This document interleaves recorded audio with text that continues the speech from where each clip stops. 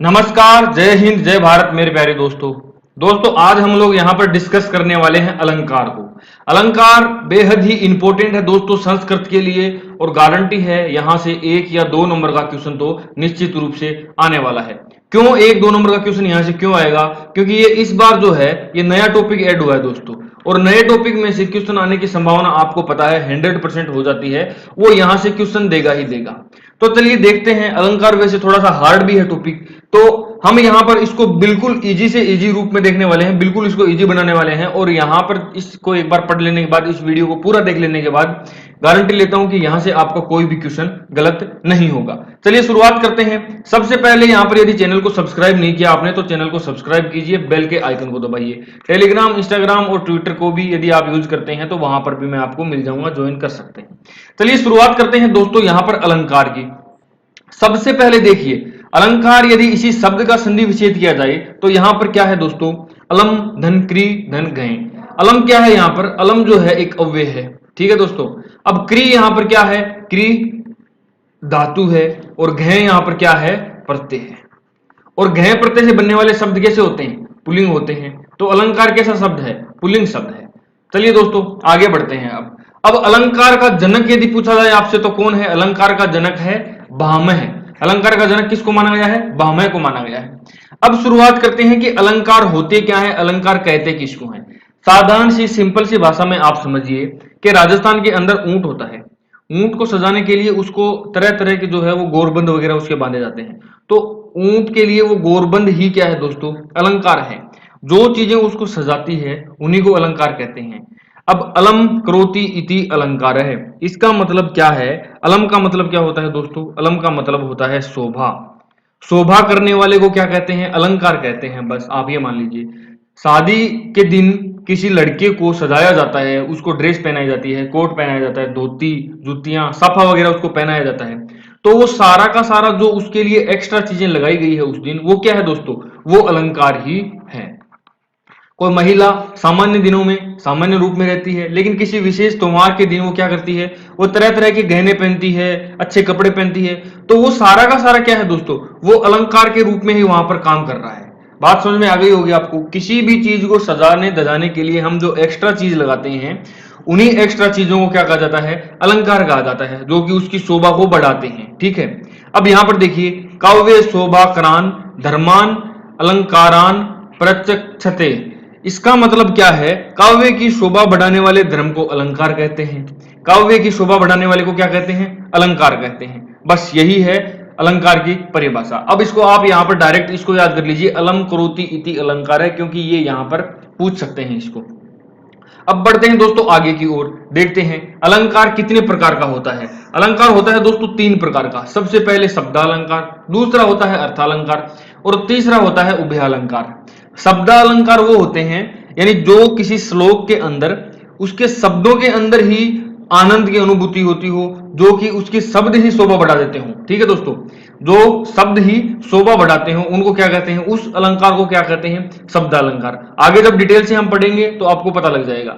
शब्दालंकार के अंदर अनुप्रास है, यमक है, ये 2 इंपॉर्टेंट हैं। श्लेष जो है इसको उभयालंकार में माना गया है। अभी देखिए अर्थालंकार क्या होता है? अर्थालंकार वे अलंकार होते हैं जिनके अर्थ के अंदर आनंद की अनुभूति होती है, या जिनके अर्थ जो है, जिसका अर्थ जो है वो शोभा बढ़ाता है। उपमा है, रूपक है, उत्प्रेक्षा है, मानवीकरण है, विरोधाभास है, संदेह है, अतिशयोक्ति है, उपमेय उपमा है, भ्रांतिमान है, और 26 और भी है। अलंकार वैसे तो बहुत सारे हैं, लेकिन यहां पर हम लोग देखने वाले हैं जो कि इंपॉर्टेंट हैं और जिनमें से एग्जाम के अंदर क्वेश्चन हमारे को देखने को मिल सकता है। सबसे पहले हम लोग बात करने वाले हैं शब्दालंकार की। शब्दालंकार कौन से होते हैं? वे अलंकार जिनके शब्दों के अंदर ही आनंद होता है, या जिनके शब्द ही शोभा बढ़ा देते हैं। सबसे पहले शुरुआत करते हैं शब्दालंकार के अनुप्रास की। चलिए बढ़ते हैं आगे की ओर। देखिए अनुप्रास अलंकार। अनुप्रास अलंकार की यदि बात की जाए दोस्तों, तो अनुप्रास अलंकार किस में है? शब्दालंकार में है। शब्दाश्रित शब्दालंकार, इसका ये जो है शब्द के ऊपर आश्रित होता है, उसी को शब्दालंकार कहते हैं। अब अनुप्रास की परिभाषा यदि देखी जाए तो क्या होती है दोस्तों? अनुप्रास है शब्द साम्य वे सम्यपि सवरस्य यते। इसकी मैं यहां पे लिख देता हूं कि अनुप्रास है, अनुप्रास है, शब्द है, साम्यम,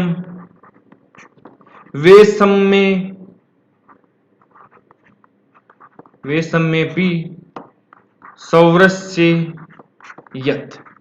बोला क्या गया है, शब्द साम्य, अनुप्रास है, शब्द साम्य, वैषम्येपि सौरयत्, यानी यहां पर शब्द की समानता होनी चाहिए, चाहे वहां पर स्वर जो है वो अलग हो जाए। जैसे देखिए, जैसे तरनी तनुजा तट तमाल तरुवर बहुत छाए, यानी यहां पर देखिए आप तय है, तय है, तय है, तय है और तय है, कितनी बार तय आया है दोस्तों, लगभग 5 बार ही आया है।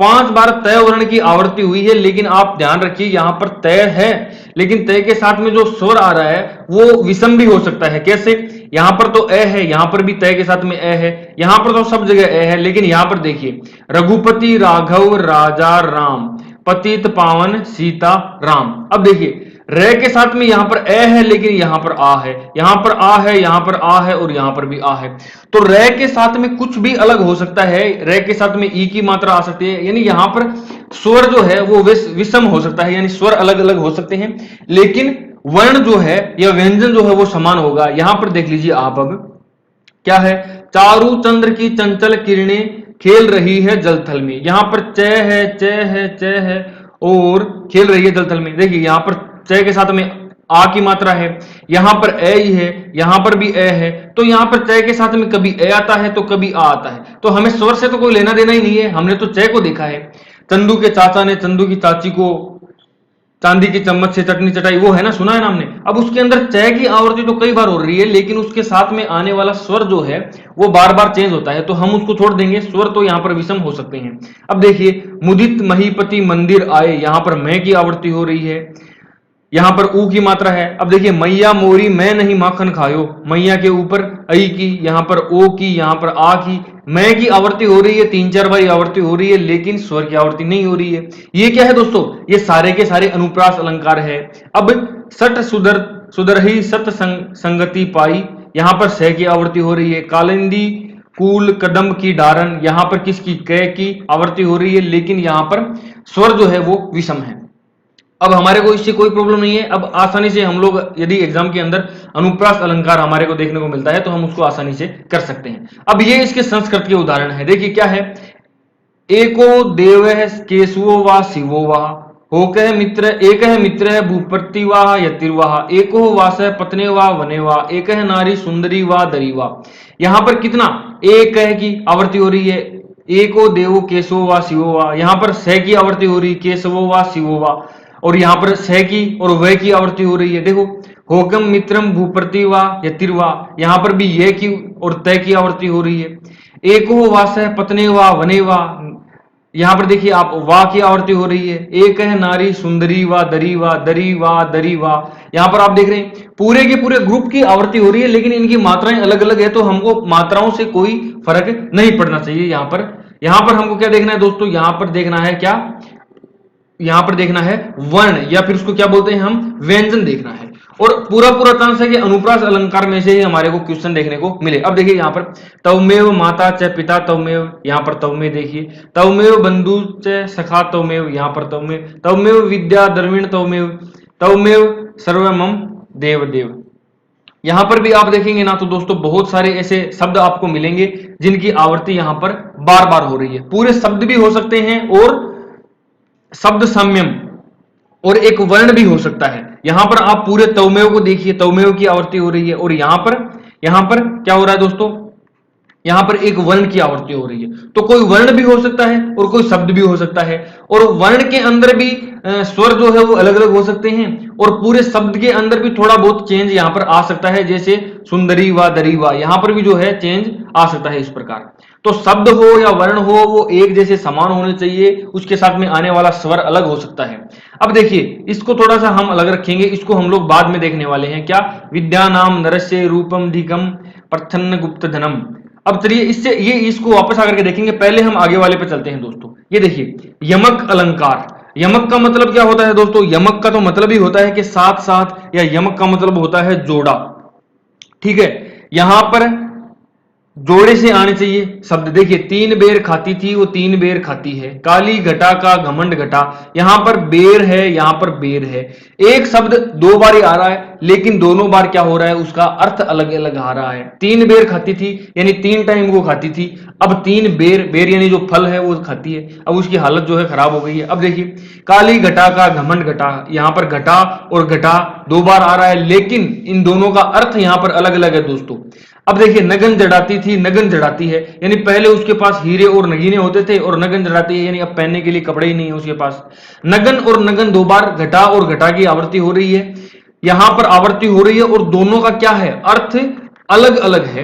अब चलिए पीछे इसको देखिए आप, मैंने बोला था आपको यहां पर, विद्या नाम नरस्य रूपम दिकम प्रच्छन्नम गुप्त धनम विद्या भोगकारी यश सुखकारी विद्या गुरुनाम। यहां पर देखिए आप, विद्या का कितनी बार रिपीटेशन हो रहा है। देखिए, ये है विद्या, इसके बाद में ये है विद्या, इसके बाद में ये है विद्या, ये रही विद्या, यहां पर भी विद्या है, यहां पर भी विद्या है, यहां पर भी विद्या है।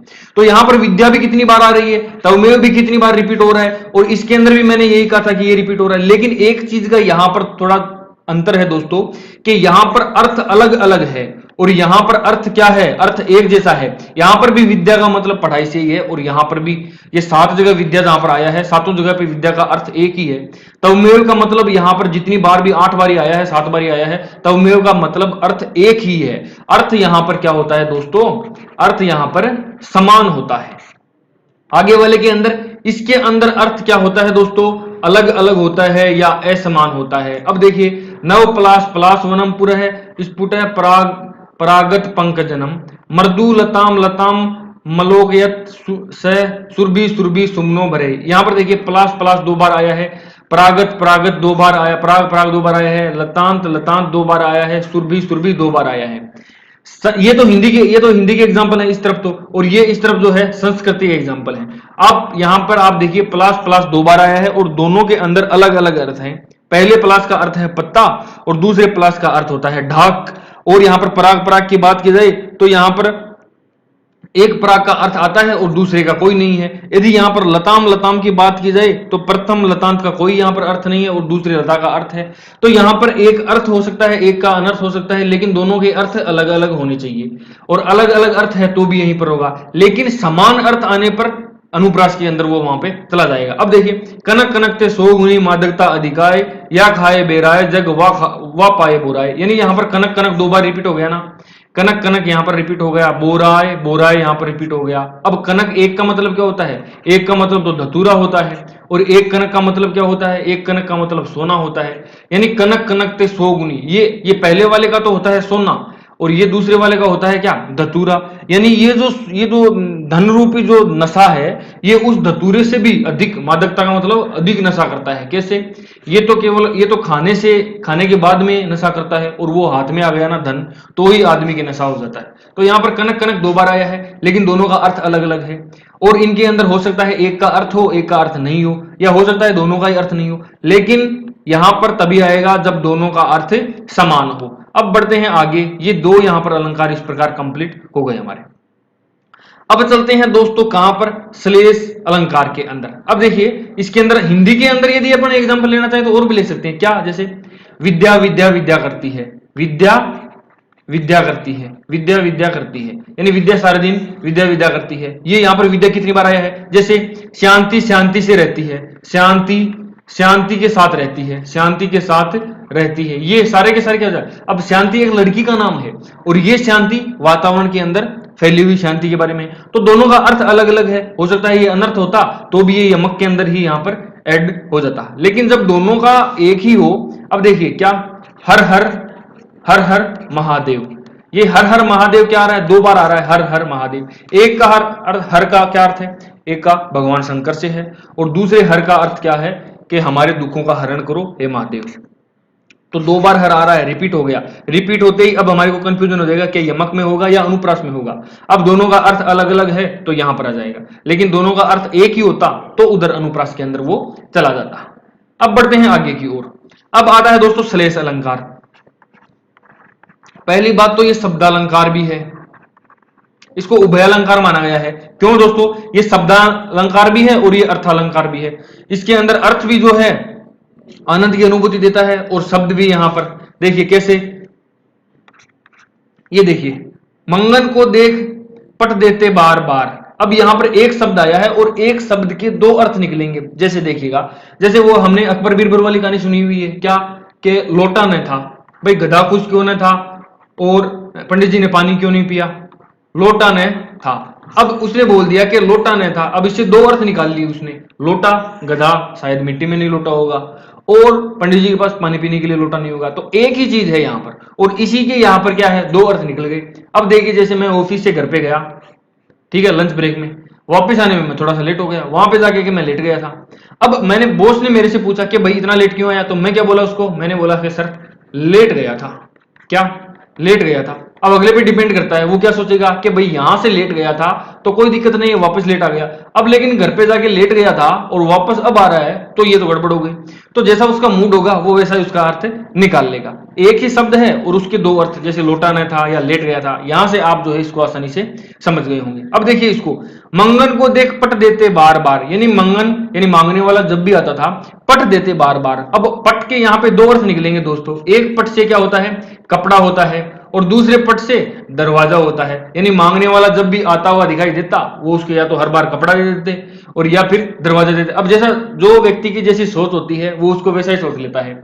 जो मतलब दान देने में और इच्छा रखता है, या जिसका व्यवहार ऐसा है कि वो दान देने का व्यवहार रखता है, इसका मतलब वो क्या कहेगा कि भाई जब भी कोई मांगने वाला उसके घर पे आता था तो वो उसको कपड़े दे देता था। ठीक है, कोई कंजूस टाइप का व्यक्ति है वो क्या कहेगा कि मंगन को देख पट देते बार बार, इसका मतलब ये होगा कि जब भी कोई मांगने वाला उसके घर की तरफ बढ़ रहा है, गेट को जो है जाके बंद कर दो। ठीक है दोस्तों, अब यहां पर एक शब्द के कई अर्थ देखिए, रही मन पानी राखिए, बिन पानी सब सून, पानी गई न उबरे, मोती मानस तून। अब यहां पर पानी के कई अर्थ हैं। पानी का अर्थ यहां पर जो है मोती, मोती का मतलब किसी व्यक्ति की जो है आभा होती है, जो उसका चमक होता है, वो शर्म यदि उतर गई तो वहां पर जो है ये शर्म से लिया गया है। दूसरा, मनुष्य का मतलब जो है मनुष्य, और चून का मतलब जो है वो कपड़े जो है खाने पीने के सामान से लिया गया है। और मानुष का मतलब क्या है दोस्तों, मानुष का मतलब उसके अंदर जो मानवता है उससे लिया गया है। बात समझ आई। तो यहाँ पर पानी के तीन अलग अलग अर्थ हैं। अब देखिए, तरन धरत चिंता करत चितवन चारों चोर, सुब्रन को खोजत फिरत कवि वे भी व्यभिचारी चोर। अब यहाँ पर सुब्रन का तीन अर्थ है। सुब्रन को खोजते हुए तीन व्यक्ति जो है कवि, व्यभिचारी और चोर इधर उधर घूमते हैं। कवि का मतलब, कवि जो है वो सुब्रन का मतलब यहाँ पर क्या निकालेगा, वो निकालेगा अच्छे अच्छे शब्दों से निकालेगा, या अच्छे अच्छे जो है विचारों से निकालेगा। व्यभिचारी का मतलब क्या होता है, व्यभिचारी मतलब जिसका बुरा आचरण होता है, वो क्या करेगा, वो सुंदर स्त्री को खोजता हुआ इधर उधर चारों चितवन चारों ओर घूमता रहता है। चोर मतलब धन के लालच में चारों तरफ घूमता रहता है। तो जिसकी जो जैसी सोच होती है वो यहां पर वैसा ही अर्थ निकाल लेता है। आप यहां पर आसानी से समझ सकते हो। ये हमारे दैनिक जीवन के एग्जाम्पल हैं, लेट गया था या फिर जो है लौटाना था, ये एग्जाम्पल इसके हैं। अब यदि मैं बात करूं एक एग्जाम्पल और संस्कृत के एग्जाम्पल की, क्या है दोस्तों, सर्वस्वम, सर्वस्वम हर सर्वस्व, ये संस्कृत का एग्जाम्पल है। अब इसके अंदर क्या है, सबका सब कुछ हरो, सबका सब कुछ हरो, यानी यहां पर हर का मतलब सबका सब कुछ हरो। एक तो क्या है, एक तो बोलेंगे कि हे भगवान सबके सारे दुख हर लो। दूसरा, एक लड़का था चोर का, तो वो जब भी चोरी करने जाता तो बड़ी मेहनत से चोरी करता, और फिर जो है घर के अंदर जाके पानी वानी पी के वापस आ जाता, और कुछ भी कोई खास चोरी करके लाता नहीं था। तो उसके पिताजी ने उसको क्या कहा कि सर्वस्वम हर सर्वस्व, यानी जब भी जहां पर भी चोरी करने के लिए जाओ, अगले का पूरा सुपड़ा ही साफ करके आओ, यानी कुछ भी छोड़ के मत आओ, सब कुछ ही वहां से आप हर के लेकर के आओ। तो ये क्या है दोस्तों, ये है श्लेष अलंकार। अब इसके शब्द के अंदर भी यहां पर देखेंगे आप, तो यहां पर लेट गया था, लौटाने था, इसके शब्द के अंदर भी जो है अलंकार उत्पन्न हो रहा है, तो इसको शब्द अलंकार कहा गया है। इसके अर्थ के अंदर भी अलंकार उत्पन्न होता है, तो इसको अर्थ अलंकार, यानी दोनों के अंदर ही इसको शामिल किया गया है। तो यही थे दोस्तों आज के तीनों अलंकार। उम्मीद करता हूं कि आपको ये अलंकार समझ में आए होंगे।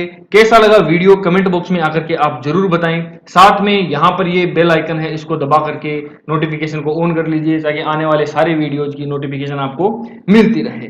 यहां पर हमारे और भी लेक्चर हैं, आपको बहुत पसंद आएंगे, रीट के लिए इंपॉर्टेंट है ये भी आप जरूर देखें दोस्तों। आज के लिए इतना ही, बाकी मिलते हैं किसी नए वीडियो में, तब तक के लिए बाय बाय, टेक केयर।